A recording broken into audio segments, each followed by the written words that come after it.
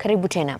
Wakazi eneo la Narok Magharibi, wadi ya Ilmotiok, wameitaka serikali kuu kurekebisha kwa dharura daraja linalounganisha maeneo ya kilimo ya Ngito na Olereut ili kurahisisha mawasiliano kama ilivyokuwa awali. Wamedai kuwa daraja hilo ambalo limebomolewa kufuatia mafuriko katika mto Sigowet limeathiri usafiri na mawasiliano, na hali hiyo itahatarisha maisha ya wanafunzi watakaporejea shuleni.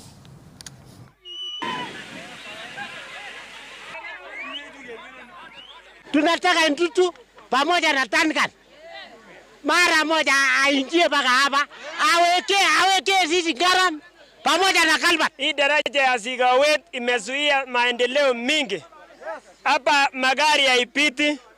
Kwa hivyo wakati kuna mambo ya kujenga, mawe inazunguka karibu na soko ikikuja mpaka ng'ambo hii.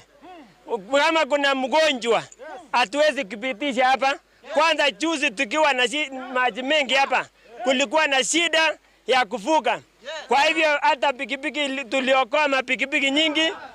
Tunaomba hii daraja itengenezwe ndio tuweze kwenda safari, ndio tuweze kujenga, ndio tuweze kufika hospitali mara moja. Hii barabara inatoka Ngito kuingia Sigowet mpaka kupitia Olereut, Chepkebit mpaka Ilmotiok. Sasa tunaomba serikali kama kuna uwezo wa kutengeneza hii barabara, wagonjwa tunabeba na gunia.